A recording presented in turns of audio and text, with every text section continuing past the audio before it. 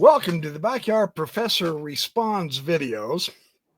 I have a guest of guests on, and I am so fortunate and blessed to have Danny Sheehan, who has been can I call you a public defender lawyer, Danny? I Sure. mean, that's basically what you've been doing your whole life, isn't Well, it? it's a little different than a public defenders are paid by the government to defend, like 60 people a week, on criminal charges. I'm a public interest attorney.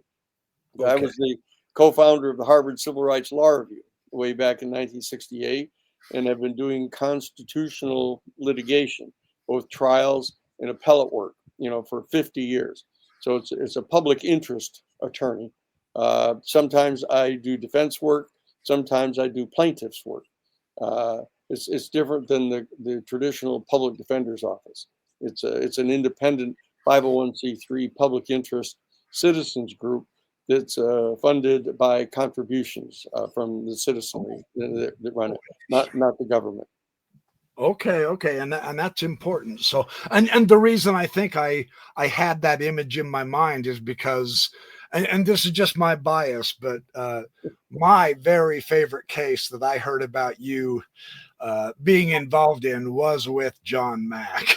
Oh yes, That is a tremendous story. We might have to touch on it today. That's a great story.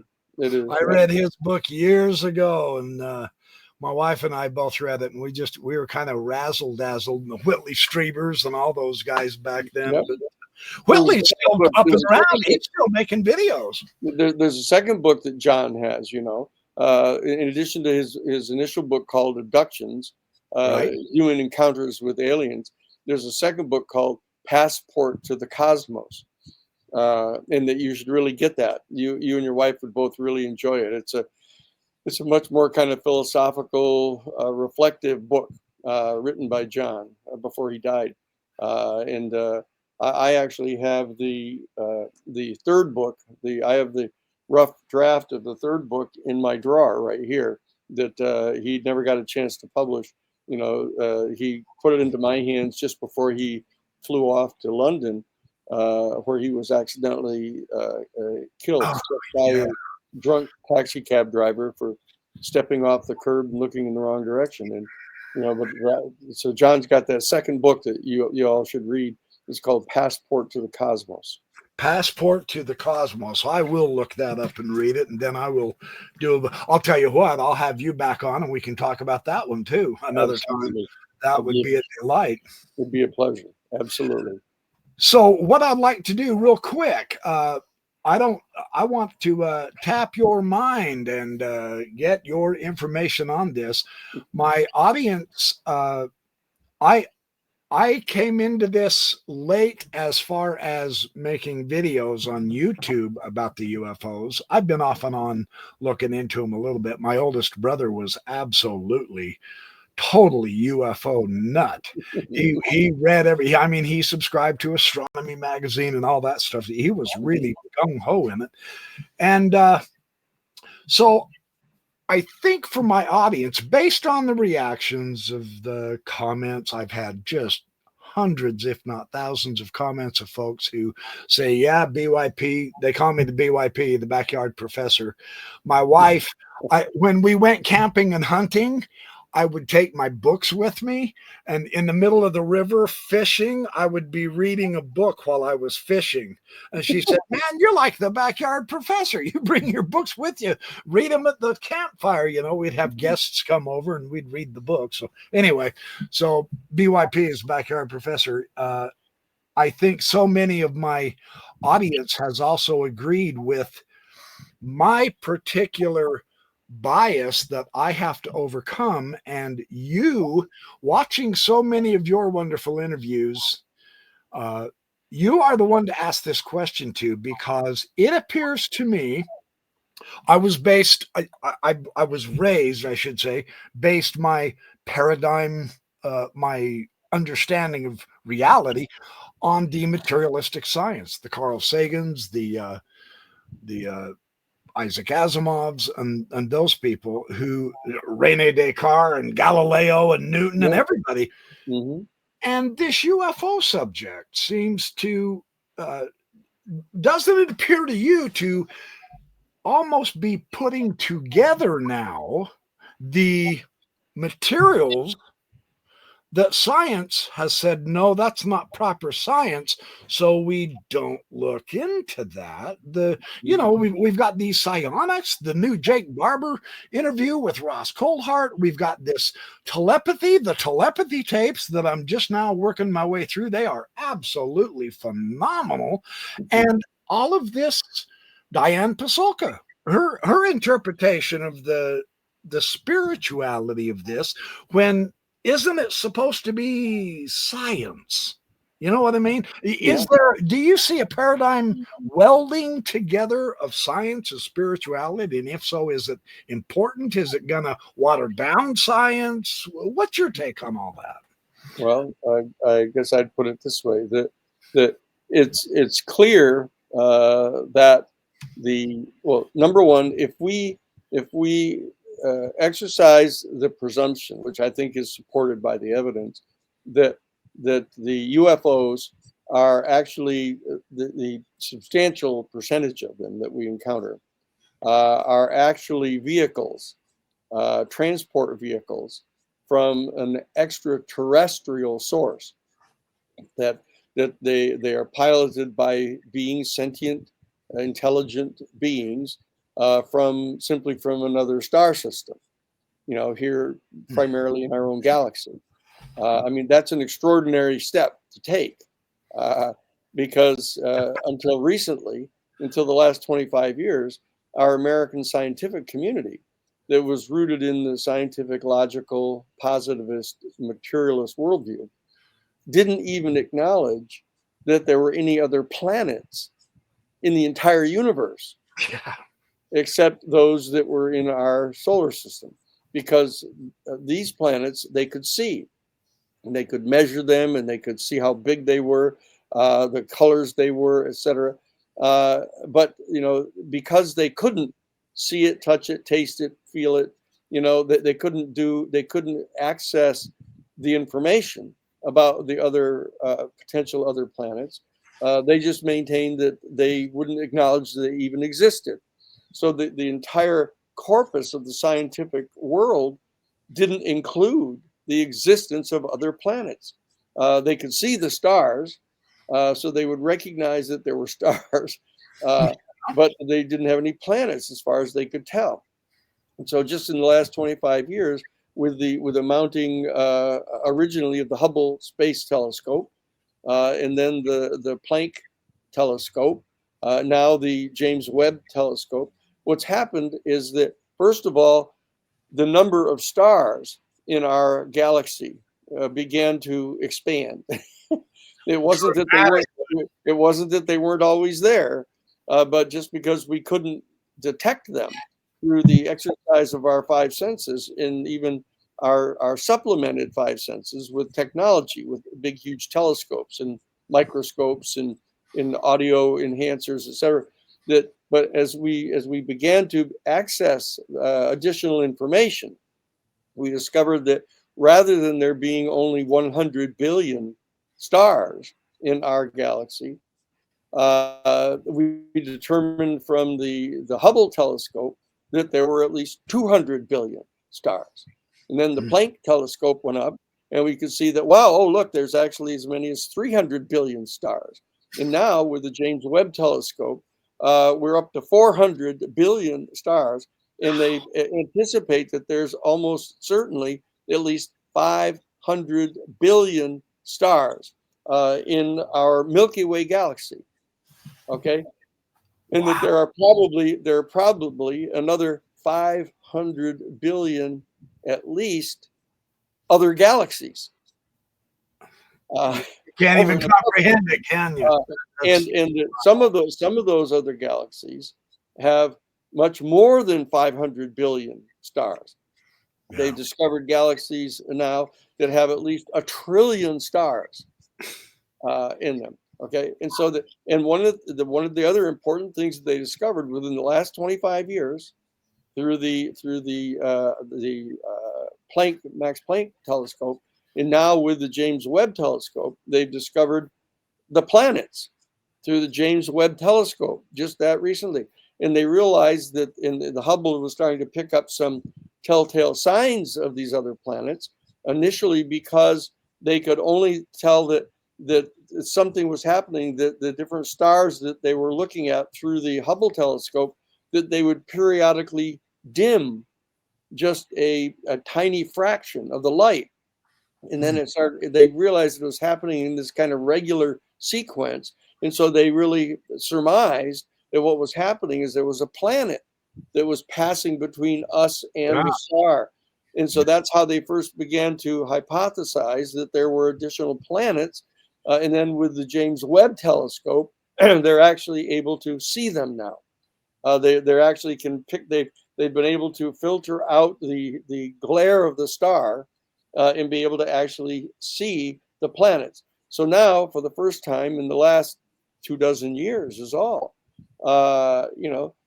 That's even younger than we are. Hey, easy on that. Easy on that. In the last 25 years, all of a sudden they recognize that there are in fact other planets, and very importantly, they've discovered, and this is extraordinarily important for our audience to listen to, they have come to the conclusion that virtually every single one of the 500 billion stars in our Milky Way galaxy has planets. Okay, and usually plural planets. And they've concluded, at least operationally, that at least 20% of these planets are within what they call the Goldilocks zone. The Goldilocks zone, which means that it's not too hot and not too cold, just like the old porridge of the Goldilocks fable. So 20%, we're talking millions of planets in the Goldilocks zone. At least. Hundreds of millions. Hundreds of millions. Yeah. And therefore they think that these planets may well be capable of having liquid water on the planet, and that they have concluded through their studies in biology, they believe to have been a central feature of the evolution of life here on our planet, because of the water being the carrier of the various component elements that go into generating life on our planet. So that we need to realize that we are just in the last 25 years in an entirely different universe than had been assumed by Descartes and other scientists. Now, but a second point that I want to make: we, as long ago as 1923, had discovered quantum physics. That up until 1923, between 1923 and 1925, there were this whole series of major discoveries that were made that delved deep through not the telescopes but the microscopes that we had to supplement our seeing capabilities. So that particular sense that we have as Homo sapiens, that we've been able to discern deep into the structure of the molecules and atoms of our material world. We've discovered that there are particles that are smaller than the atoms, that we realize that there are electrons and protons and neutrons, which are smaller subcomponent elements of the atom. And ever since back in the days of Plato, they had hypothesized that all of the material world was made up of some ultimately irreducible integer of matter, which they called atoms. That's where we get it from. But now, since 1923 in 25 to 25, we discovered that there are subcomponent elements in the atoms, and we discovered through the development of the particle colliders, like the CERN one, that you can smash these little subparticles together. You can accelerate them in a particle accelerator and have them strike each other, and they break into even smaller subcomponents. And so that they discovered that you can break either an electron or a proton or a neutron. You can break it down into smaller portions that are like leptons, in muons, there are like Gluons and quarks. I think there are quarks, and there are, you know, and so that there are something like 12 to 16 different tinier subcomponents.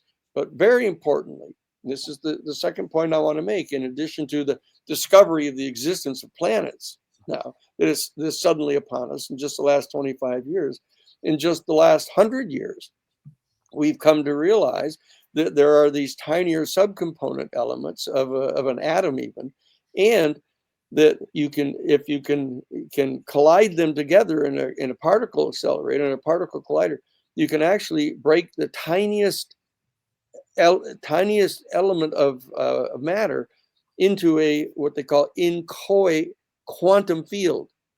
And so that the muon or lepton, it actually disappears out of the material realm, but that there's an inchoate quantum field that still abides, but it has no material composition at all. It's just a quantum field of potential. And what happens, it will flash back in to material manifestation, either as a wave of energy or a particle of mass. And then it'll blink back out of material manifestation. And it'll disappear entirely from the entire material realm. And then it'll pop back into. Now you're talking about the quantum field. That's right. Yeah. It's this inchoate quantum field. It's just highly potentiated, but it has no material composition at all.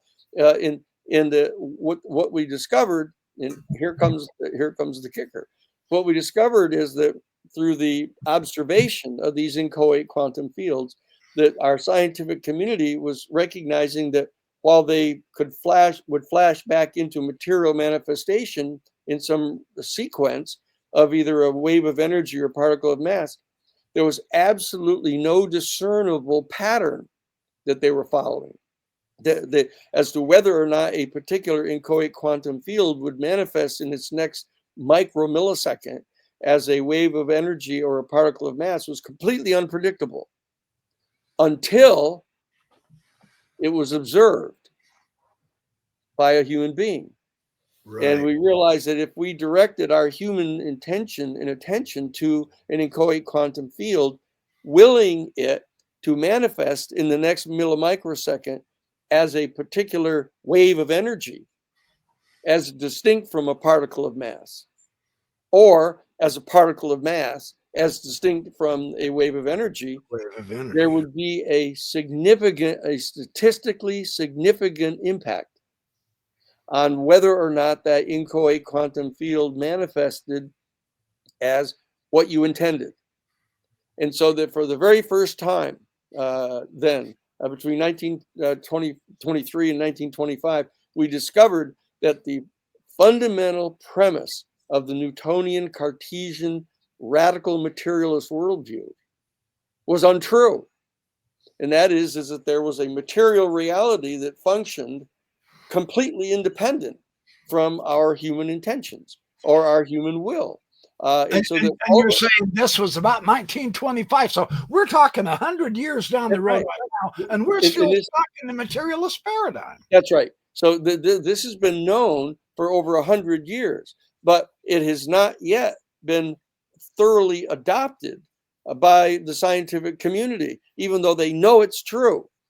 Okay. And so they just say shut up and calculate now. And so there's been lots and lots of research going on now over the last 100 years as to what the full implications of all of this are.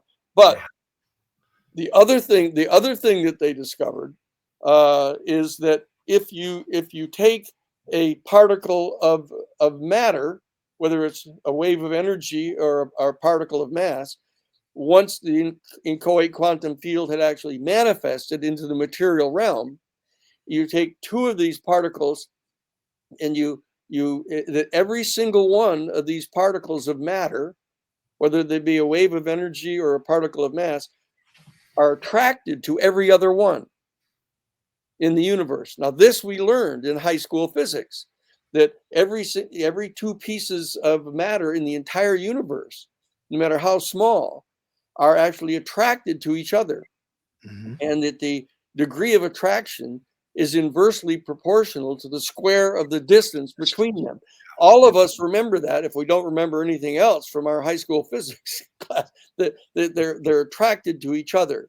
And what they discovered is that if you break a unit of matter apart and you accelerate the two pieces of the matter away from each other, even at the speed of light, if you direct a force against one of these particles traveling away from each other at the speed of light, and you direct attention in a force to one of those particles, the other one will move immediately, just like this one did, no matter what the distance is between them.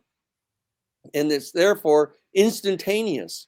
And so therefore the effect is faster than the speed of light. Spooky action at a distance. Okay.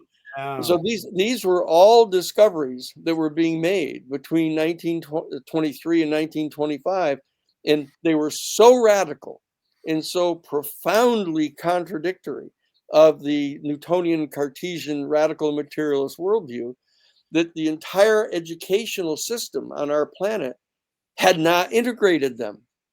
That we are still going along training all of our young people in high schools and junior high schools in the realm of physics, telling them about the old tale about how actual physical material reality conducts itself.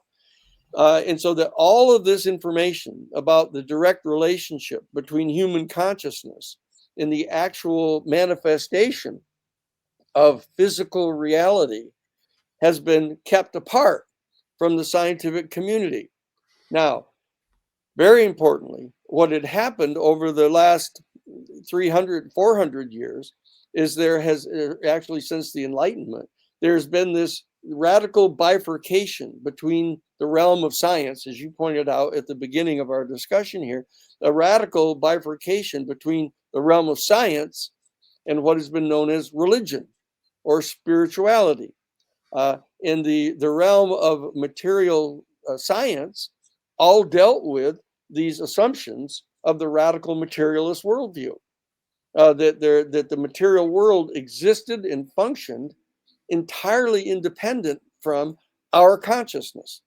Right. Yeah. And the whole, all the other mysteries having to do with consciousness was relegated to this other realm.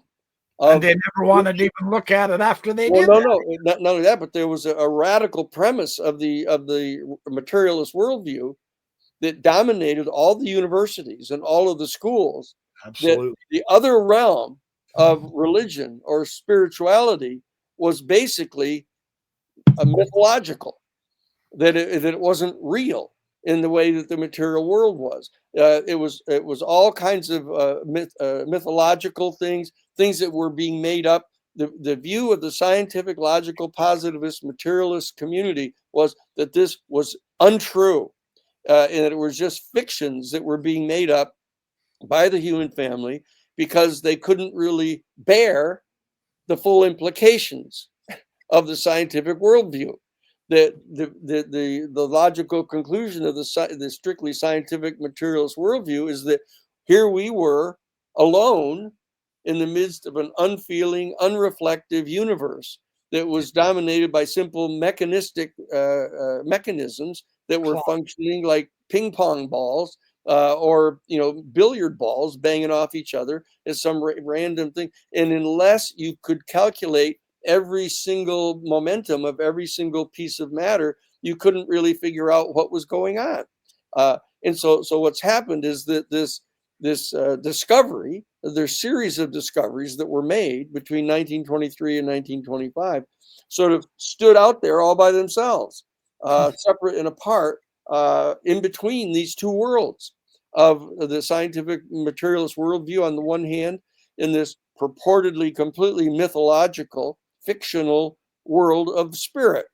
And so there was this hybrid, if you will, in the middle, that somehow we had punched into a set of scientific discoveries that seemed to raise questions about now the potential validity of some of the metaphysical or spiritual beliefs.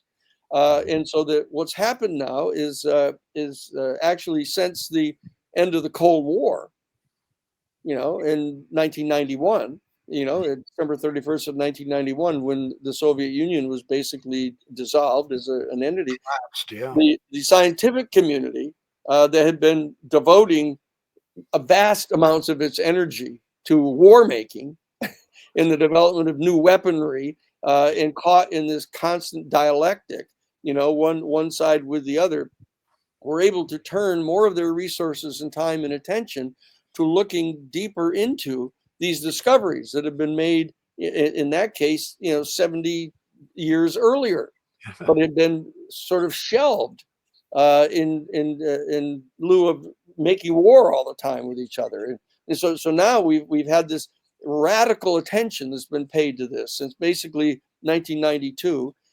And that we've now begun to develop resources for putting out other space platforms like Hubble, and like the Planck, and now the James Webb Telescope. And what we've discovered, both at the deepest, tiniest portions of matter through the electron telescope or microscopes and everything, and the new spaceborne telescopes, we've discovered the similarity between the insights that we're coming to, that it appears that there is, in fact, now that we've discovered all of these planets, these new exoplanets. Back in 2009, the Roman Catholic Church officially issued a statement on November 10th of 2009 from the Vatican press room in Rome. Quote, now that we are discovering more and more of these new exoplanets, it has now become clear that much sooner than had been previously anticipated, we are going to discover the existence of life elsewhere in the universe. And therefore, the time that's quite an expansion, isn't it, of thought? That's right. And therefore, the time has now arrived for us to begin this extremely important conversation about the profound questions that are posed to our human family by the discovery of life elsewhere in the universe. Now, this official statement was issued at the direction of Pope Benedict XVI. No radical liberal, this person, but a scientist, who had gathered world scientists together out at Castle Gandolfo and had a long set of meetings, and they came forward with this official statement. And it was issued by Father Jose Gabriel Funes, who was the director of the Pontifical Observatory. And because I had been general counsel for the United States Jesuit Order at their national headquarters in Washington, D.C., in their social ministry office that deals with all public policy, I was able to reach out immediately to Father Jose Gabriel Funes, a Jesuit priest, and went to see him right away and sat down to discuss this public statement that he had just made. And he said to me, he said, look, Danny, we're not talking here about the discovery of some single cell life form beneath some frozen sea, on some distant moon orbiting some distant planet in a far off galaxy. We're talking about the discovery of another highly intelligent, highly technologically developed, but categorically distinct non-human life form right here in our own galaxy. Right in the Milky Way. Yeah. Right Giordano Bruno was burned at the stake for saying that. And so therefore that I decided at that point that I should turn our attention to dealing with these profound philosophical and theological questions. Oh, thank you. I was at the Jesuit headquarters in Washington, D.C., and it turns out that I was contacted late 1976, right after President Carter was elected on November 4th of 1976. One of the very first things that President Carter did is he summoned to come down to Plains, Georgia, to his home, the director of our Central Intelligence Agency, and demanded that he be briefed in on the UFO issue. Bush Sr. Because President Carter had already seen one, Yeah. when he was the governor in Georgia. And it turned out that that was George H.W. Bush, George Yeah. Bush Sr., and Yeah. he refused to brief the president on this, saying that President Carter had no need to know Well, that information. And so President Carter, what he did is he contacted the chairman of the Science and Technology Committee in the House of Representatives right. and asked him to task the Congressional Research Service with investigating what information we had within our government about the UFO phenomenon and any extraterrestrial life that might actually be connected to the UFOs. And that's how I got contacted. I was contacted by Dr. Marcia Smith, who was the Oh, director of the Science and Technology Division of the United States Congressional Research Service, who had been tasked to conduct this investigation. She contacted me at Jesuit headquarters to see if I could get and would get access to the Vatican archives to see what information the Roman Catholic Church might have on these subjects. And so that's how I got involved in this professionally. Now, I hasten to point out that I had already, even as a child, come to be confident that these stars, what I knew about it at 7 years old was that, oh, these are stars. They must have planets around them, just like our star, just yeah. like our sun. And so therefore there must be people like on these other planets. And so I used to sit in my yard in the grass as the stars came out at night and pick one of these stars out as was kind of throbbing in the night and just reach out uh, telepathically, if you will, Yeah. to the beings on these other planets, and allowing myself to be kind of bathed in the pulsing light from this other star system that I kind of surmised was carrying their response There's to fun. us. My And my so, friends and I, when we slept out in the backyard in the sleeping bags, we would yeah, have our flashlights and we would imagine that we were signaling them. Hey, let's that's do right. some Morse code Yeah, with them. But yeah, that's right. Hello, hello. And so the bottom line is that even you've probably heard before, even when I was one of the top 5 candidates for the United States Air Force Academy appointment in 1963 when I graduated from high school, and I therefore was interviewed by the United States Senator from New York, Jacob Javits, and when he asked me why I wanted to go to the U.S. Air Force Academy, I told him that because I wanted to be an astronaut. And I yeah. wanted to be an astronaut because I thought in our lifetimes we were going to be actually going out into outer space and actually getting to meet and contact the extraterrestrial beings that live there. You And told him that? I did. I did. I told him that. He was completely stunned that I was telling him that.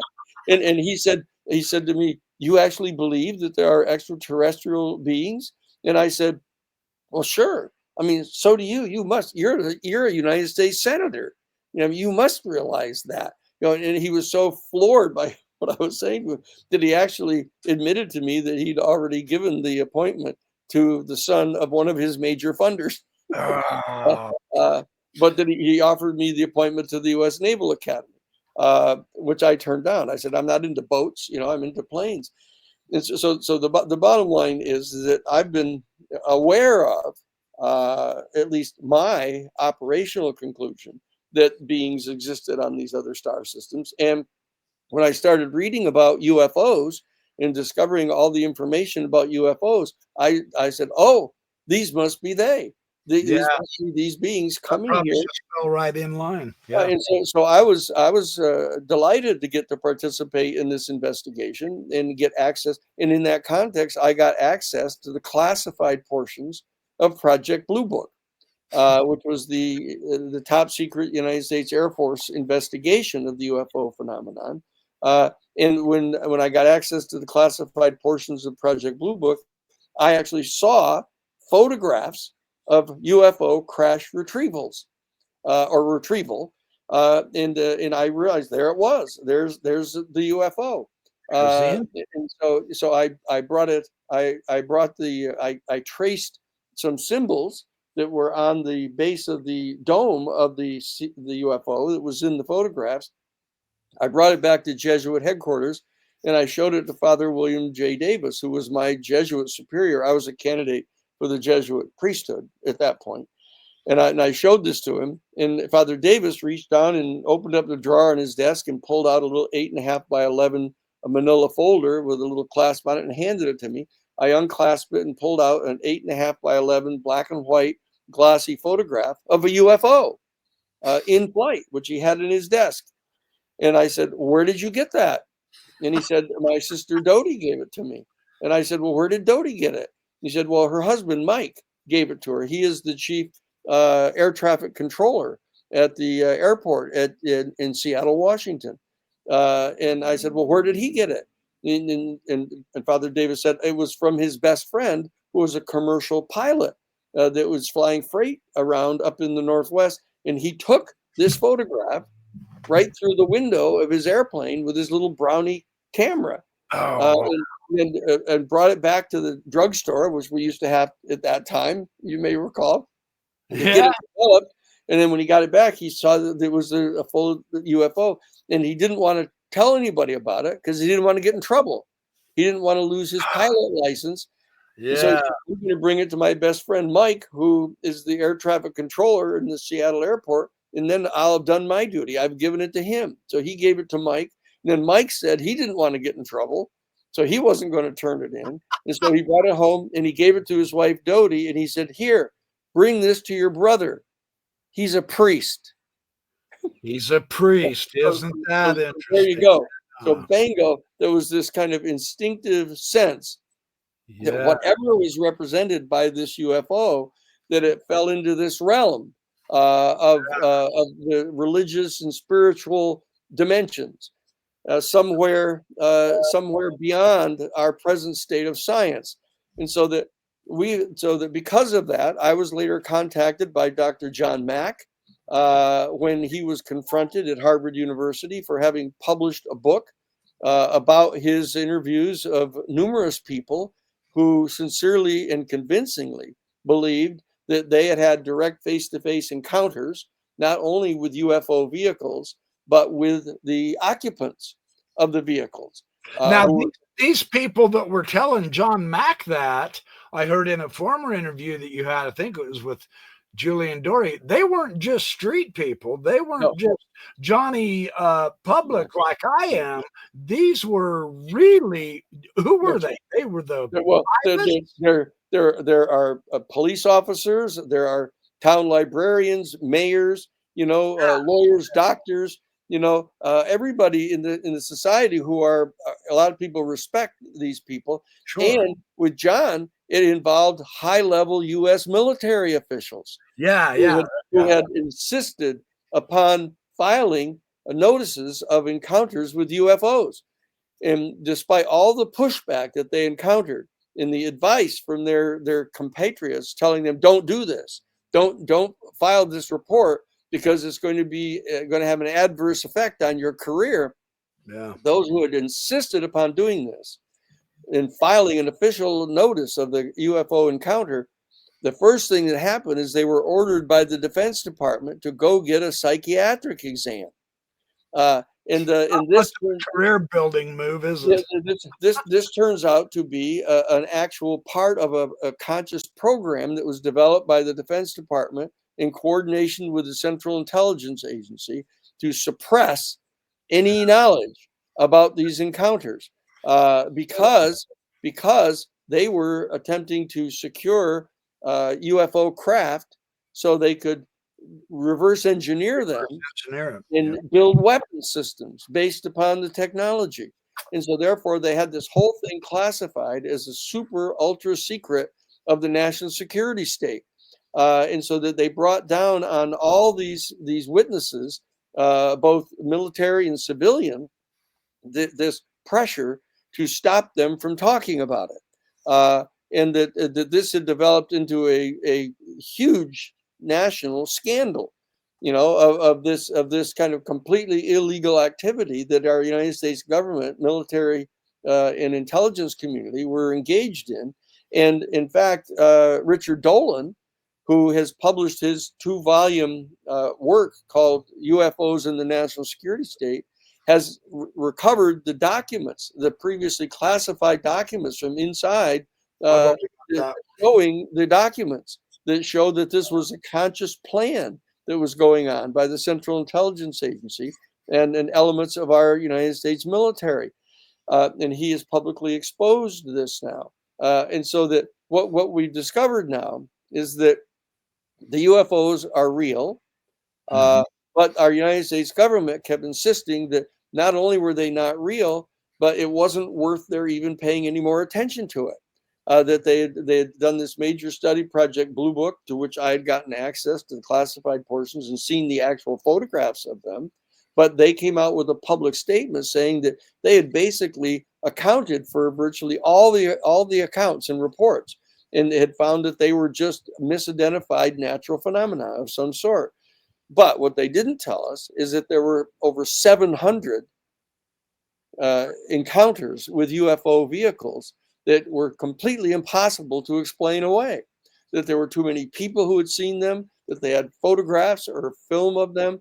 There were too many credible people who had seen them, and that they weren't able to explain them away. So they had actually assigned these 700 plus encounters with UFOs to a special unit of the United States Air Force to investigate these, because the U.S. Air Force and the United States Defense Department, in fact, behind the scenes, very much wanted to know what these were.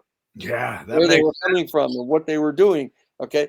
And so there was this entire secret world that was going on of investigating these things. And what happened is that in 2017, the person who was in charge inside the United States Pentagon conducting these secret, ultra secret investigations of the UFO phenomenon actually broke the silence and went to the New York Times. That's Luis Elizondo. Elizondo, yeah. That's his book, Imminent. Yeah. And he went to the New York Times and reported this, and much to the surprise of the national security state, that we think, the New York Times decided to publish his accounts, because he had videotapes. He had actually gotten declassified videotapes of UFOs, 3 different instances of UFOs, and had brought them to the New York Times. And the New York Times, in addition to publishing on the front page of the New York Times, above the fold, as they say in the New York Times, they had also released on their website the videos of these UFOs. And so what's happened now is, since December 17th of 2017, we've entered into kind of a modern era of the UFO phenomenon.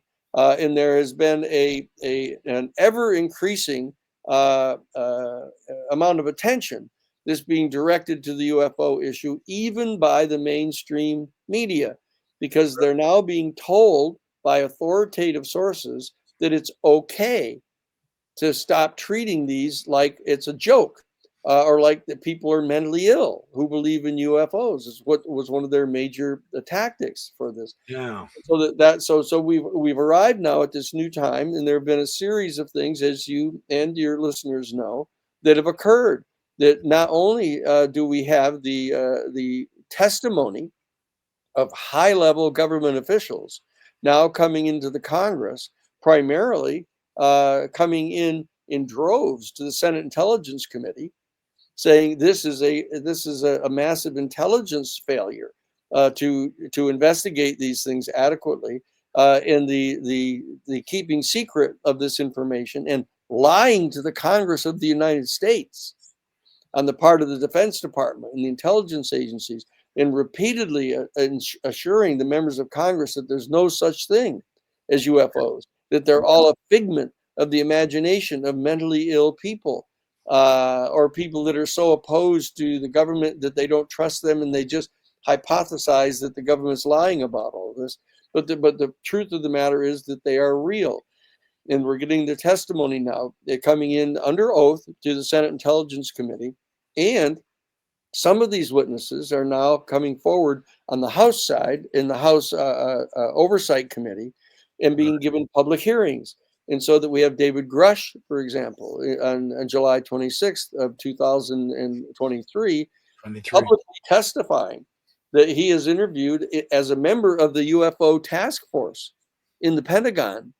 He has, in his official capacity, has interviewed over 40 people who have given him direct eyewitness accounts of the reality of the UFOs, and that we have in fact captured one or more of these UFOs, and that there's a secret program engaged in attempting to back engineer these craft. Yeah, that was huge. That was huge. And That was just 2 years ago, right? that's right. 2023. Yeah. That's I right. didn't And get to see that one. I saw the most recent yeah, 2. well, that was back in 2023. And thirdly, he asserted, much to the shock of everyone, that we have recovered the bodies Bodies. of Yeah. the occupants of these UFOs, and they've been tested and determined to be non-human.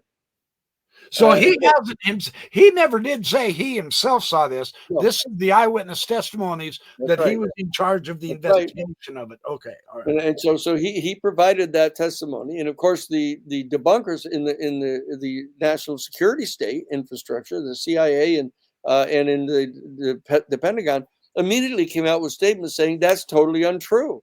Yeah. It's no such thing, and not only that, but you can't believe David Grush because he's only relating hearsay information. He doesn't have any firsthand information about this at all. Right. And not only that, but that they secretly released access to, or gave access to his files, that he had a kind of a difficult psychological period, suffering from post-traumatic stress from his assignments in the Middle East. Okay, so this whole continued effort to discredit and destroy the reputation of the people who are coming forth trying to share with the American public and the world this extraordinary reality continues. And then when the same sources started attacking Luis Elizondo, who had come forward earlier in 2017 to provide the information to the New York Times, Lou contacted me and asked me to be his attorney, to work with him and file a complaint with the United States Defense Department's Inspector General, complaining about the treatment that he was being subjected to, the review of his classification, the top secret classification, etc. And more importantly, he wanted me to work with him to broaden his complaint out beyond just the fact that he was personally being retaliated against, but the fact that the entire United States Defense Department was lying to the Congress of the United States and lying to the people, and that this was completely unconstitutional, and that he was objecting to this, and he was demanding that the Inspector General take steps to get the Defense Department to stop suppressing this information and to actually establish some legitimate protocols for people to safely report encounters with UFOs. So this was a very expansive complaint that was filed by Luis Elizondo. When did he do that? Pardon? Danny? When did he do that, Danny? This was in 2021. Oh, just recently then. Yes. 4 years. And so he So has anything come of that? Yeah, well, yes, yeah. I mean, what happened is the number one, the Inspector General was completely flabbergasted. You know, that he had started out when he got this complaint, assuming that there's nothing to this. That it was whatever the Pentagon was saying about Lou Elizondo must probably be true. But within minutes of our being there, Lou and I went to meet with the Inspector General and his staff, and started laying out the information to them of what it is that Lou knew about. And it didn't take more than 15 minutes before they fully realized that they were in the presence of a truth teller, that he was telling them the truth, and that they had been lied to over the decades. And that even though they had come fully loaded to kind of poo-poo what he was going to say, they realized that they had been duped by the other people in the Defense Department and the intelligence community. And they began to bring in more and more staff people into the meeting to be briefed in on this by Lou. And that Lou then became the authority in the room, briefing them on what it is that was really happening. And so but what happened is that they still, the Defense Department and the intelligence community still kept trying to remove Lou's security clearance. But it turns out that, and not only his security clearance, but to review the security clearance of the Chris Mellon, who had joined with him in confirming the legitimacy of the videos to the New York Times. And Christopher Mellon was the assistant deputy director of the Defense Department, the Secretary of Defense for intelligence. I mean, talk about and they went after him too. So they went after his security clearance as well. And it turns out that the person to whom both of those security clearance reviews was assigned was David Grush. Oh, I didn't know And, that. and nobody knows that really. But so David Grush said he checked into it and found out, interestingly and very importantly for your audience to know, that the provision of those videos to the New York Times by Lou and Chris Mellon, and the provision to them of the information about the Advanced Aerospace Threat Identification Program inside the Pentagon, all of that testimony and presentation to the New York Times had been specifically authorized by the Defense Department. Yeah, now see, I've heard some claims. I've seen some people saying that Elizondo's just a disinformation agent, and he cheated to get. I mean, he bent the rules, and those videos were still classified and all. So you can't trust anything Elizondo says. Said I know him and Greer have butted heads before. Just more of that disinformation. More of the same campaign rolling out. You don't think Lou Elizondo is a disinformation agent? I know. Well, I know that Lou Elizondo is telling the truth. He's not telling everything that he knows, and that's causing lots of people to be distressed about him, saying, "Oh, it's disinformation if you're only telling part of the information and you're not telling all of it." And so they've continued to do that. But Lou has remained steadfast. He has planted himself squarely in his ideals, and he's not relenting, and he's telling people what he is allowed to tell them without being threatened with prison, for violating his national security oath. And he has been directing the members of Congress, both in the Senate Intelligence Committee and in the House Oversight Committee, directing them to others who have firsthand knowledge about this information. And he's given them the names, ranks, serial numbers, telephone numbers, email addresses, etc., of the people who have firsthand knowledge about this. And so a number of these people now have been contacted by the Senate Intelligence Committee and have come in and testified under oath.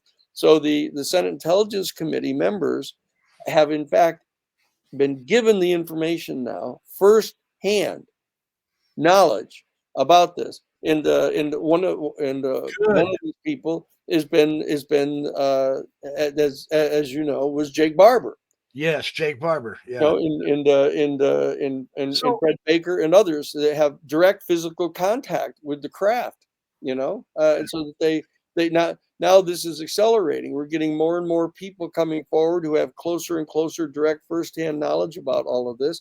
They're now telling the Senate Intelligence Committee and the House Oversight Committee members where the craft are, where the videos of the craft telling Jake Barber and those guys are telling them where the craft are, or the other way around? Yes, the Jake Barber is telling the Congress and other people who have firsthand knowledge of where these craft are sharing that information now with the Senate Intelligence Committee. Only after they've gone and picked it up, though, right? I mean, there's still out there, right? That's right. All right. That's right. Well, each person can only testify to what it is that he or she personally knows to their own knowledge, and that's what they're doing. And more of that's coming out. But in the meantime, the agency that was set up by Congress originally to kind of look into this now, the anomalous, all domain anomalous resolution office, it was headed up by Dr. Sean Kirkpatrick, was in fact completely malfunctioning. You know, it was not really looking into this at all. It was taking testimony of people who had direct information for them about the fact that there was a crash retrieval program. They'd recovered the bodies, that they were doing the reverse engineering. And yet, despite the direct information given to them, they came forward with an utterly false report, Yeah. 2 years ago, asserting again to the Congress falsely that they had no information whatsoever to indicate that the UFOs were of an extraterrestrial nature, and that Now, they what year was this? That was just recently, wasn't it? yes, yeah, they had two reports from the Aero Office, falsely asserting that they still had not been given any evidence So, to indicate that it was real. so I'm not trying to get into a gossip situation, but there is always something that, to me personally, is just so confusing. And I confess I haven't done my due diligence in researching all the background to this because You're usually the exact same situation that you've just described, that virtually all the other people are in, that they haven't done the research, they don't know what they're talking about, and they've heard all kinds of rumors, and they're very troubled, and so is this therefore is what is the what is the, why is Steve Greer calling Lou Elizondo a disinformation agent? Is he taking Patrick's side? I don't get that impression. Isn't Greer on the up and up and a good qualified UFO searcher too? I hear so many negative comments about him. let me say that both Lou Elizondo and Stephen Greer have been engaged in an aggressive program to ascertain what they can about the UFO phenomenon, what the Right. nature of the craft are, what the origins of them are, what piloting there may be, what kind of non-human intelligent beings are navigating these craft. Both of them have engaged in that process. Both of them have come to the conclusion that the United States military services and the intelligence communities are lying about this, that they have lots of information. Both of them have come to the conclusion that there are secret elements inside the national security state that are going after these craft and helping to bring them down and capture them and engage in a reverse engineering program, and in fact are attempting to design man-made craft that can display some of the qualities and characteristics of these. Both of them agree that that's going on. Both of them agree that that's wrong and that they need to tell the American people about this. And so both of them agree with that. Okay. Now, what's happening here is that Lou Elizondo, coming from a lifetime inside the military in his adult life, Yeah.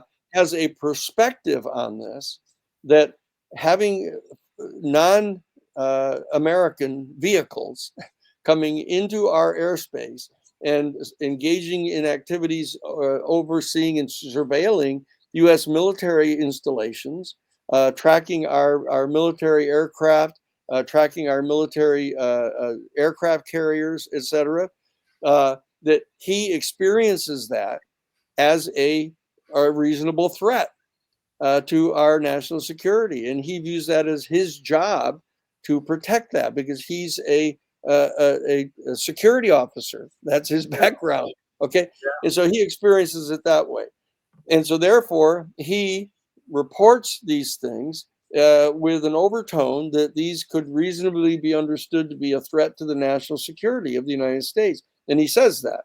Now, Dr. Greer, on the other hand, comes from a civilian background.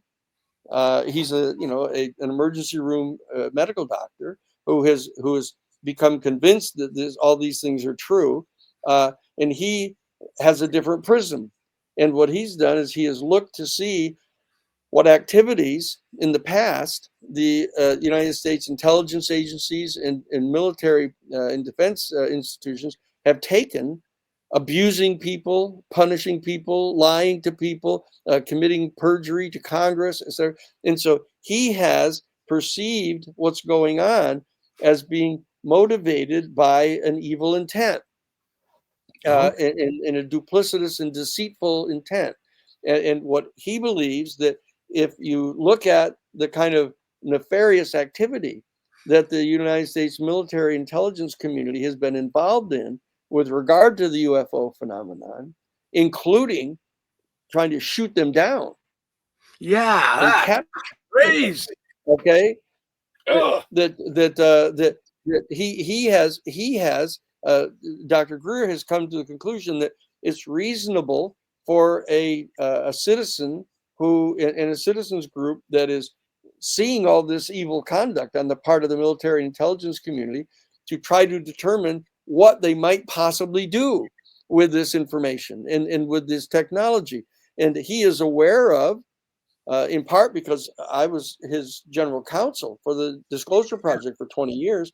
And I have discussed with him and shared with him information about conduct on the part of our U.S. intelligence agencies. For example, Operation Northwoods, Right. back in the 1960s, where they actually were proposing to the president that they, make a fake attack on the Guantanamo base and kill American service people, and actually, dress up in uniforms like the Cuban military, and attack the base and blame it on Cuba, and also firebomb shopping malls up in Miami and kill people, American private citizens, from the Cuban community, to infuriate the Cuban community so that they could use it as a justification for physically invading the Cuban islands, Cuban island. And so and when Dr. Greer learned all of that, he said, "Wait a second. That means that there's a kind of a pattern, a history of the military intelligence community actually faking these false flag planned attacks." And so he said, if you attribute nefarious motives to them, which they clearly are engaged in, Right. it could actually go to the extent of them planning some kind of a false flag attack. And so therefore, he says that, look, he believes that this is not only possible, but he strongly suspects that this is going on and that they're planning this thing. And so therefore, when he sees Luis Elizondo presenting, uh, Side. from Yeah. his perspective, this UFO phenomenon is a potential threat, that fits in for Dr. Greer to a scenario of attempting to drum up this fear of the UFOs as a potential military adversary, which would fit in to a scenario of planning a false flag attack. Uh, Sure. and Yeah. so standing back and being a neutral party to the two people having these different perspectives, you can understand how each of them has that perspective. And of course, you can understand how each of them might become exercised about the other. Exercise. Okay. Wow, Okay. they're more than And that. so all I'm saying is as the attorney for both of them for some period of time, I can see the perspective of both of them. And So therefore, we're all on the same side. We just have a little bit different background and well, perspective. except that each of them, each of them tends to be a dialectician. They're in a dialectic. They're good guys against bad guys. A team versus the red team versus the blue team. They come from kind of a dialectical background, and so therefore they attribute to the other the worst possible motives, and the least possible level of credibility. And then as you get caught in that dynamic, it gets worse and worse. Yeah. And I'm hoping that we can overcome this, because the fact of the matter is it's that neither one of them perceive the other as being on their same side. They Right. view each And other as being on the other side, yeah. and so that we as human beings have to overcome this kind of temptation to the dialectic. If we're going to merit having, we're not going to be trusted by the extraterrestrial beings as long as we're attached to that kind of a worldview, because we're going to tend to view them as an adversary.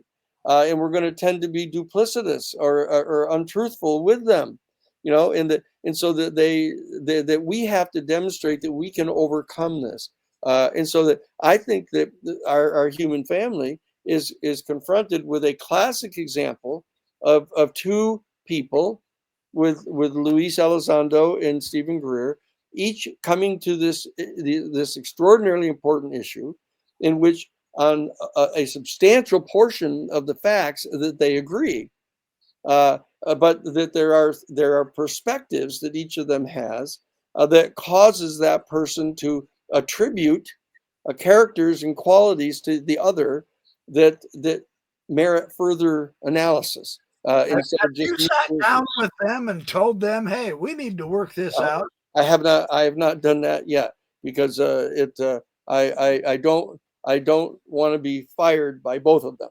Oh, I don't want you to be fired by both of So them either. the bottom line is that, look at that and one needs to be careful, because if I were to say positive things about either one of them, the other one then views that as some sort of a potential betrayal on my part of loyalty to them.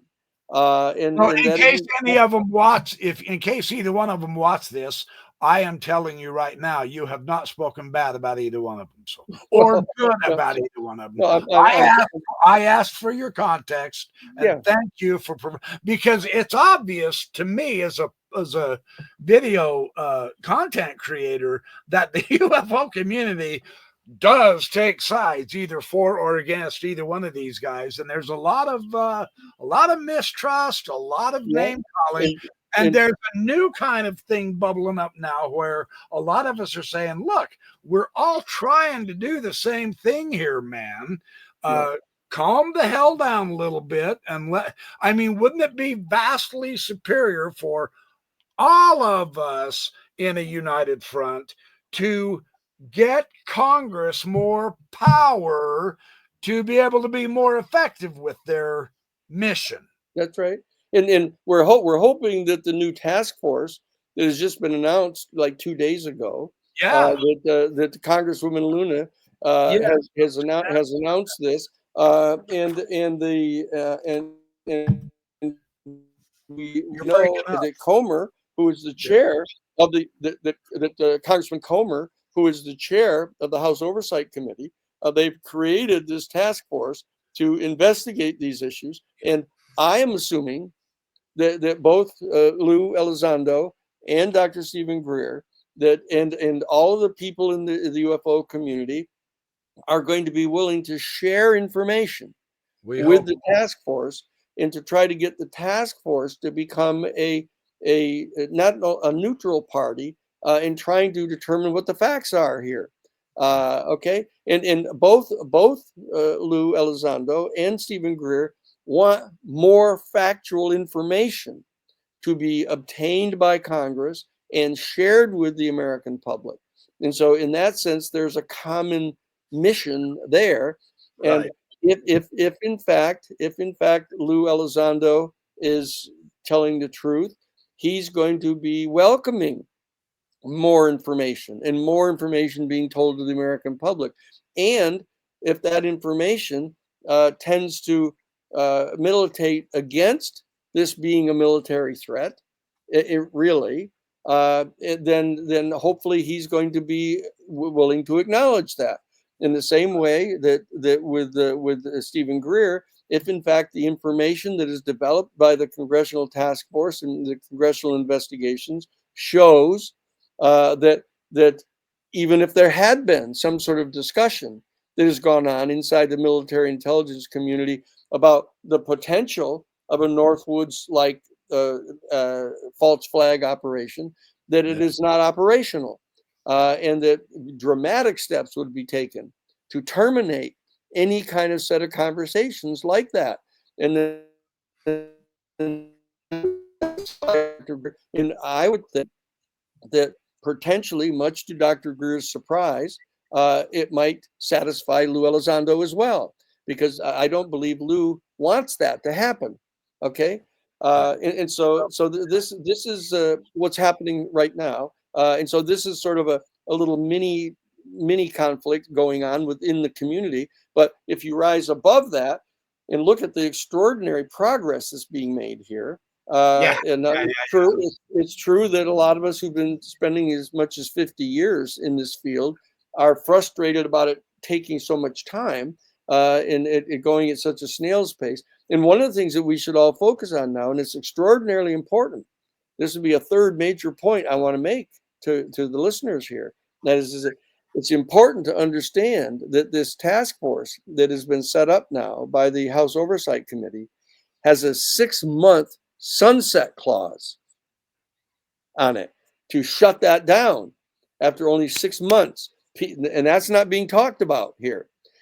People have got to rise up and contact Comer, Congressman Comer, and the other people in the House Oversight Committee and say, look, you have to extend that 6-month period, because if you give only 6 months to that committee that task force has no staff, it has no general counsel, has no structured plan as to how it's going to proceed right now. It has no information in its hands other than that which has been provided so far to Congress in general. And so that time limit has to be dramatically lifted. Okay. And I think that something analogous to the time period that was proposed by the United States Senate in Senate Bill 2226 back in 2023, that basically had a 7-year period during which this information is supposed to be gathered and analyzed and rolled out.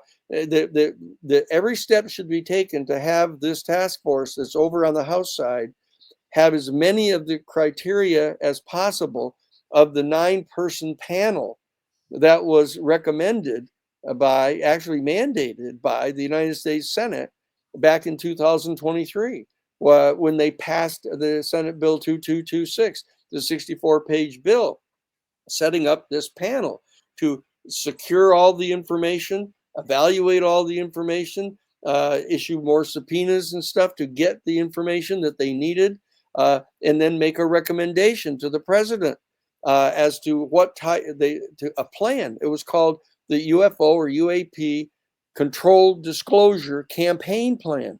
Okay. Now, some of the people in the UFO community are frustrated about the fact that it would be controlled disclosure.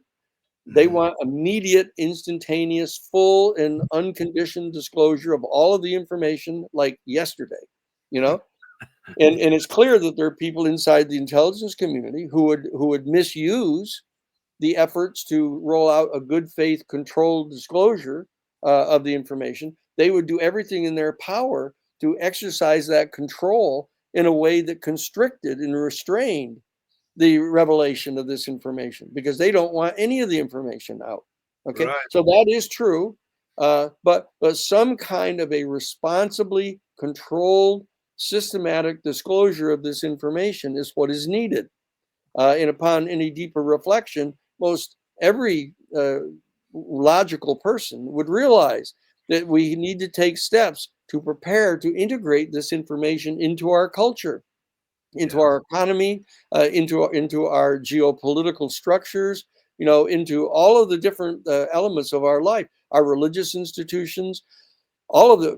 Now that doesn't justify delaying over long the integration of this information and the revelation of the information, but that's what we need to do. And I think that's basically what we are getting, essentially, wouldn't you say? Is way too slow, way too limited, way too slow. I agree. It's being still being governed by the military in defense, military defense and intelligence community. They still got their hands tightly around the throat of this information. And that they're not winning. They feel like they're losing step by step by step. But the people inside the community view themselves as being unduly impeded in getting this information. So I think that we all have to lean in. Every single one of your listeners, they ought to get in touch with us at newparadigminstitute.org. newparadigminstitute.org, and started get the all the systems. information, Yep. that is available. We're ordering it and putting it all together in a systematic presentation so you can get the information. They need to listen to all the different podcasts that are getting different information. They have to be extremely careful to differentiate between what is complete speculation on the part of anyone from information that's really well grounded. At the New Paradigm Institute, we're employing Rule 11 of the Federal Rules of Civil Procedure to vet the information. And the only information that we are asserting to be true is information that we believe, subjected to the Federal Rules of Civil Procedure, would end up being admissible in a court of law. Oh, nice. Okay? And it's a special quality that we bring to this investigation. Yeah. Okay, and that's what we're doing. And under Rule 11, it also is predicated upon the assumption in the federal court system that you're going to be given access to the discovery process, the civil discovery process. Nice. And so that is part of our assumptions, that the information that we are willing to credit is information that we believe, based on all of everything that we know, that if given proper access to the discovery process of subpoenas, depositions, ordering them to cough up their documents, coming in and testifying about what other documents they have and where they are, if we're given access to that process, that we believe this set of facts could be and would be established. And so that the people sitting as a jury would conclude what the facts are. Okay, and that's what our New Paradigm Institute is doing, and we are in communication with both the associates and people around Lou Elizondo in the military and intelligence community. We're in communication with people that are associates of Dr. Sheehan and Greer, in the people in the general civilian communities. We have a partnership with MUFON, the Mutual UFO Network. I was We just have, getting ready to mention that. Yeah, I know yeah. you joined Move. So we have I want to give a quick plug real quick. I know you're on a roll. I'm not trying to interrupt you, but no. these Citizens for Disclosure, that's one part of this that I've joined, and I am so enjoying. I'm telling my audience this. Listen, the New Paradigm Institute, the Citizens for Disclosure, promised us they would give us updates, newsletters. I get those sometimes twice a week. They're not kidding. This is the real deal. Yeah. And so I'm very grateful that you've got this organization. You just upped Jim Garrison into the college, etc. Yes. So, but yeah, Yes. it's growing, it's moving. There is good energy. We've engaged in these kind of projects in the past, as you know. I mean, we're the ones that did the Karen Silkwood case you mentioned. We did the Iran-Contra case that revealed the shipping of weapons to the Contras in violation of the Bold Amendment. We did the 3 Mile Island case that showed that they had actually had a partial meltdown and were planning to vet the water with radioactive nuclides into the Susquehanna River that we stopped. That we've got a we've got a 50-year track record of doing what we say we're going to do. Awesome. And so that what we're trying to do is bring this experience to this particular all important subject, and have people come to our website at newparadigminstitute.org, get briefed in on this, and become members of the New Paradigm Institute, and become members of the Citizens for Disclosure. It's so worth information you can't get anywhere else, man. I'm saying to my audience, it's worth it. I get more information than I can almost have time to read. It's pretty spectacular. Well, and what we're trying to do is give you different layers. Here's the preliminary information. If that's what all you need, is you need a little deeper information. Here's a whole second layer of the information. And if you're really devoted to finding out about this, here's the deep story on all of it, where you can get all of these different links to all these different podcasts and testimonies of people. It's all in one place. And what we're trying to do is lend the kind of order to this information like we would to a jury. And so what we're doing is we're preparing now a list of 100 facts pertaining to the UFO ET issue, just like as if we were doing an opening statement to the jury. Here is what the evidence is going to show you, and you're going to be convinced that these 100 facts are true. Are we going to have videos and photos with those? Yes, it's all of it. There'll be links and throughout the entire 100 facts of showing you the evidence that exists to support this conclusion. Absolutely, that is what we're doing. Based on what I'm getting feedback on, Danny, one of the big beefs is that the quality of the evidence is, I mean, there for a while I was looking at the various YouTube videos on the best 5 video clips of UFOs and all that, and none of it was very good. I ended up feeling like I was becoming a debunker, and I actually apologized to my audience, man. I said, hey, I know I'm a believer in this, but you guys are going to start thinking I'm becoming a Mick West. I'm not a Mick West. So we need the quality evidence also. That is exactly right. And that's why we're exercising the kind of care that we are about vetting this information. And some people may be disturbed by saying, well, wait a second, what about this other incident? That we heard that the other incident was true and you haven't confirmed that. Why is that? Are you covering that up? We're prepared for those kind of criticisms, but we're going to be careful. We're going to be setting forth the information, and we're going to be supplementing the 100 facts with additional information as we vet it and get it secured. And we'll have the links in, because we've got the experience over 50 years of doing all these trials. We know the kind of standards of evidence that you need to have to get it submitted to the jury and have it be convincing. So that's the process that we're engaged in right now. Okay, and I'm just letting you know we're going to hold you to that. Yes, absolutely. All right, absolutely. all right. That is very encouraging to me personally, and I believe my audience is going to say, all right. But I have so many of these people who say, yeah, it's easy for you to act like you're impatient, backyard professor. We've been trying for 50 years. When is it going to come out? Show us the goods, etc. So what I'm hearing is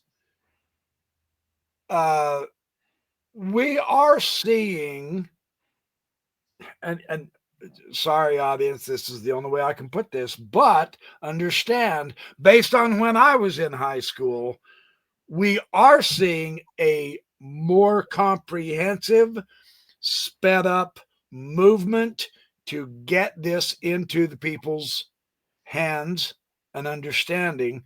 We're trying like crazy. Congress has had way more hearings than they used to have on this subject. There's no doubt about it. I mean, I had Steve Bassett on a few weeks ago as well, and he's doing some tremendous work. He was there. You probably saw him. He was there that last November, was it? November 13th. Yeah, we were both there. Yeah, we were both there, along with the other people that have been devoting their life to getting this information out. Yeah, Greer and Elizondo and all of you. Yeah, Elizondo was on the stand. yeah. Elizondo was front and center. Yeah, he really was. So that's what we're doing, and that people need to understand. I mean, to kind of encapsulate this is that, look, we're at a point right now where in science fiction movies that you would have seen the announcement, oh, there's a UFO that has landed. Oh, there's beings in it that are non-human. Oh, they come from an extraterrestrial source. They have extraordinary access to information that they've had like millions of years more to study some of these things than we have, and they can share the information. That's what's happening right now. That's what's happening right now. It's just not happening all in one gulp. It's being trickled out a little bit. And part of our job at the New Paradigm Institute is to encapsulate it and put it forth to you so you can see what the full implications really are. So instead of having it spread out and so you can't quite determine what it's saying, we say here it is in a capsulized form, and this is what they're saying to you. And then you can dig in deeper and look at all the links to see how the information is confirmed. So are you saying this is available right now on New Paradigm Institute website? No, that we're in the process of doing. We're vetting this right now. We're trying to make sure that we don't have people throwing things into the 100 facts that are not true. Just because they happen to think they're true. that we're having. All right. My job as general counsel is that I'm the one that's got to stand in front of the jury, right? I'm the one that's got to stand there, and that my credibility is at stake, and the credibility of our entire program is Sure. at stake, Sure. in this trial. And that if you end up not believing me, then we won't prevail. But if you do believe us, we will prevail. And so we have to be credible about what we're saying. Absolutely. Now, I heard, and I'm willing to give him the benefit of the doubt and allow him to have the time, because he kind of spoke to us in the same manner you are, that we are the jury, the public, etc. But Jake Barber says him and his private team can, as private citizens, he's assembled his wonderful team. They're going out there, and he said, I really think we can get some crash retrievals within 12 months. I'm happy to give him the 12 months as long as he produces. I'm not asking you to pin yourself down to a time, but are you looking at what length of time are we looking at for this evidence is what I'm asking, because that's what my audience is going to want to know. We're not looking at 2035, are we? No. No. I believe that based on 50 years of experience, 20 years in Washington, D.C., working at the Jesuit headquarters on public policy issues, etc., that this next 2-year period that we're looking at between now and the election in November of 2026, okay, that the Trump administration is going to realize that they may lose control of this process in the elections in November of 2026, lose control of the House of Representatives, lose control of the Senate. And if, in fact, this administration is truly dedicated to the public revelation of this information, as they have said they are, okay, they've got a 2-year period within which they're going to be in control, and their control is going to be subject to change, in November of 2026. So if they don't get this done by then, that's not to say that a Democratic House and Senate might not be willing to continue the process, because this is a bipartisan issue. Yes. Quite clear. I mean, it was a Democratic Senate that passed the 64-page bill demanding that this process be set up, and so that we've got bipartisan support for this. But from the perspective of the given administration right now, that is dedicated to doing unique things, I think we can at least say that. They're doing unique things.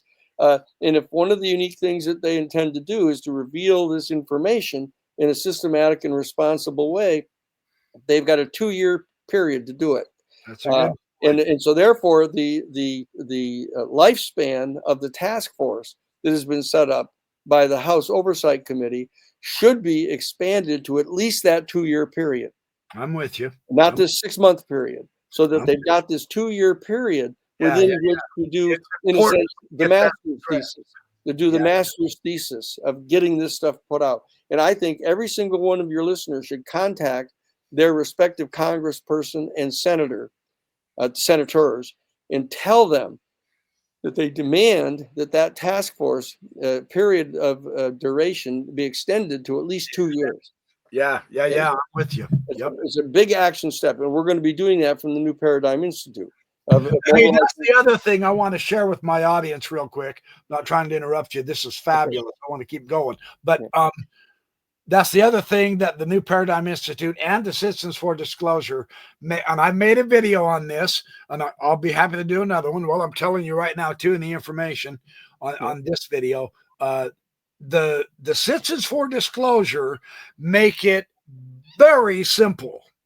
They give you the links, the buttons, etc., to contact your Congress people. It didn't take me 45 seconds of my time. Seriously. I did not have to look up anything. I did not have to write down anything, etc. All I had to do was push a couple of buttons. In 45 seconds, I contact. That is key. We're not asking for 30 minutes of your time. once an evening every week. No, it took 45 seconds to get involved and share that, pressure the congressman, the senator. So again, from my perspective as a member of this, I don't think Danny here is just blowing smoke. I've got experience with it a little bit as I'm getting involved, but the process is easy. And I just want to say thank you for making it that way, because what was the first thing in my mind when you sent me that notice? Well, the Paradigm did. Okay, we need you to contact your senator on this. Not the first thing in my mind is, oh my gosh, I don't know how to look him up. Right. And then when I went to the link, bam, bam, bam, there it all was. Not even 45. No sweat, no fuss. It's right. awesome. So I want my audience to be aware of that. So that's right. And we're going to continue to do that.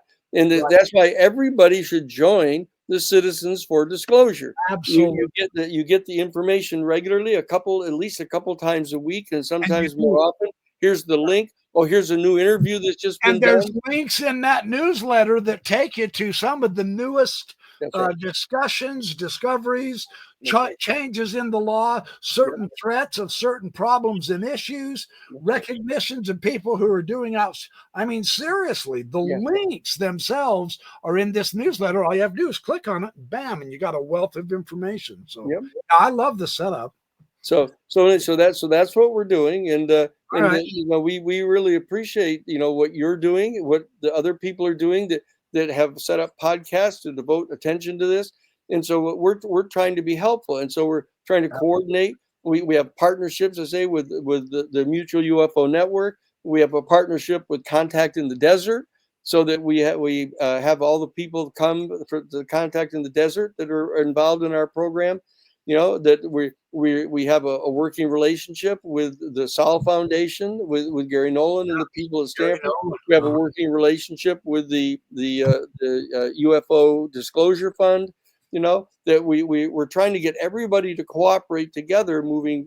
Has Steve Bassett been approached to get his organization? He's a partner. He's a partner with us. The New Paradigm Research Group. Been in on it our full partners. I'm on their board. Oh, good. I was going to say, leave no stone unturned. No. Bassett's the real deal too. He's the real deal. So we want to have a whole lot of kind of interlocking directorates of all these different organizations working toward the same goal. Okay, and to try to minimize these kind of conflicts between people, undertaken from different perspectives. They have, let's calm down here. Let's try to get this thing done. Exactly. We got a 2-year window here, in which there's an administration in place that is devoted to doing it. Tulsi Gabbard has now been confirmed. She stated right in her opening statement that one of the major issues as the Director of National Intelligence is to be transparent about the UFO issue. She sure did. Robert Kennedy Jr. has said the exact same thing, and so they're both inside the cabinet. They both got the ear of the president. The president has said repeatedly that he's dedicated to getting this information out. And so that we're working hourly, daily, all day long to get this to happen. And so just join us at newparadigminstitute.org. Join as a member of the New Paradigm Institute so you get even more information. And if you really want to do the work locally, become a member of the Citizens for Disclosure. And that we're going to be able to provide packets for you. Here's how you write a letter to your editor of the local newspaper. Here's how you go to your local cable television station. This is how we have in Florida, for example, we've been invited to present at a high school assembly.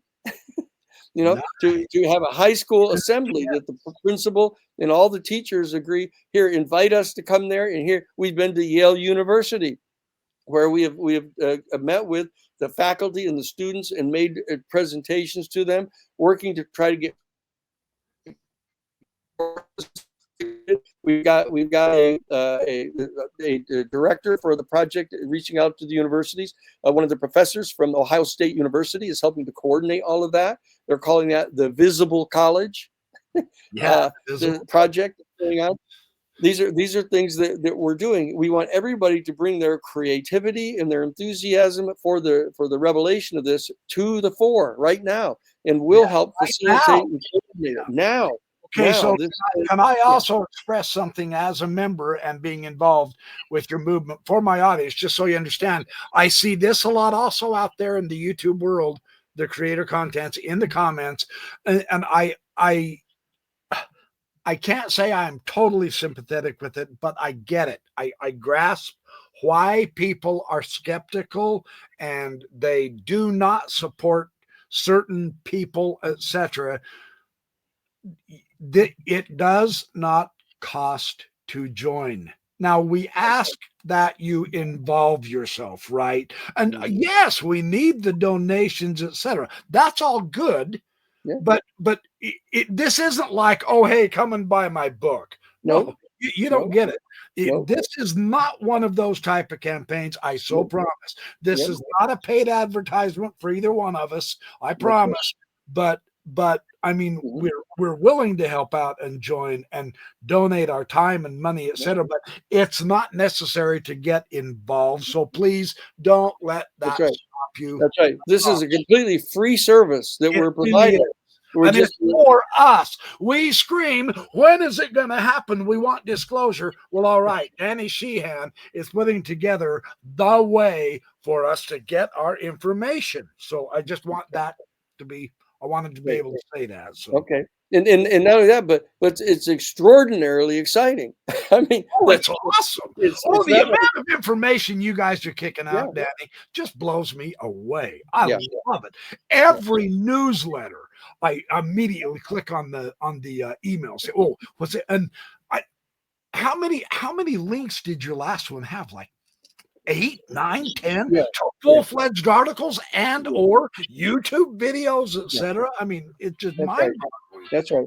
You just go right down through, and you can go through it. You can read the whole email, in like 5 minutes. And then Right, if you want to dig in, you can open up the links, and you could spend as much as an hour, yeah, going through all of or them. two. It's up to you. It's up Yeah, to you. All we're exactly. trying to do is make it available for you, but that you have different layers and levels of knowledge that you can get, and eventually you'll be able to have like a house party at your own home, Yep. inviting your friends and neighbors to come in, break out the popcorn and dip and potato chips, and put them up on the big screen, plug them in, Yeah. and show these videos to them, that we're making sure that all of this stuff is available to you in kind of a single sitting, and then you can sort through it and say, you're going to design your own little program, and other people that come to your home to do this can do it in their homes as well. Yeah. Okay, so we're just a resource. We're a resource here. Well, like you say, you're starting a grassroots movement That's because right. that's where the power That's is. exactly right. We have to get back into that mindset. Yeah, Me, Kerry Shirts, the backyard professor, who is literally a nobody on the American scene, I have the power to do something about this. that's right. I have power to make a difference. No joke. And it's not complicated or difficult to do. The Yeah, New Paradigm Institute has made it so almost all you have to do is push a couple buttons and bam, you're there. I love that's that. right. That's So right. That's our job. Okay. So being a citizen of the United States, is it's not our a duty. spectator sport. It's not a No, spectator no, it sport. is not. We Freedom have is to. not free. That's right. We have to participate in this, and that we can get this information, and we can have during the first 2 years of this administration, we can have this information, and we can start integrating it into our culture, and this will then increase the probabilities that the ET people will actually expose themselves. Yeah, Okay, because they, yeah, they see, okay, good, the citizens are finally doing it. They're finally expressing the fact that they're going to rise up, demand this information. They're going to have a positive, supportive attitude toward us. They're not going to be thinking we're threatening them and going to be, eating their babies. I mean, what we've got to do is maintain this positive relationship. And one fourth thing that I'll say before we leave is that also, even as strange as it sounds, one of the things you can do as citizens for disclosure is you can gather some of your friends and neighbors and go out on a nice warm spring morning and into a field and sit down in a circle, bring your lawn chairs and reach out to the stars, just like we did as children. Reach out to pick a star and focus on it and summon the beings to come. And the fact is, party. there's dozens of cases of a craft actually coming and hovering right over you, and saying, okay, this is the deal. And that's part of even what's Jake Barber is telling you, is that as hard as it is for you to believe, that you can, through telepathic reaching out to these beings, attract one of the craft to come. Okay. And don't be afraid of that. I mean, don't, I mean, it's hard not to be a little bit of afraid when they first show up. You go, whoa. And, you know, when I was with Dr. John Mack, we used to interview dozens and dozens of people who had direct contacts, you know, and no matter how much they wanted to have contact with an extraterrestrial species or a UFO, when it happens, your whole cellular structure starts to recoil, and you're going, "Whoa, wait a second! You know, I didn't think this was actually going to happen, but it does." Yeah. And they come, and you can have telepathic communication with them. We have to have a citizen diplomacy approach to this. That we need to be citizen not a diplomats. military diplomacy. Don't leave this up to our military and our intelligence community, No. whom even we don't trust. You know, you can't rely upon the ET people trusting all these people, you know, because we're in the process now of trying to reform those institutions. That's what's happening right now. We're trying to dig out those programs out of the Central Intelligence Agency, out of the Defense Intelligence Agency, where they're engaging in unconstitutional and illegal conduct. We're trying to purge those agencies of those kind of conduct. But until such time as we achieve that, you can't trust them. You cannot rely upon them to have an honest and open discourse with the ET people. That's up to us. Okay.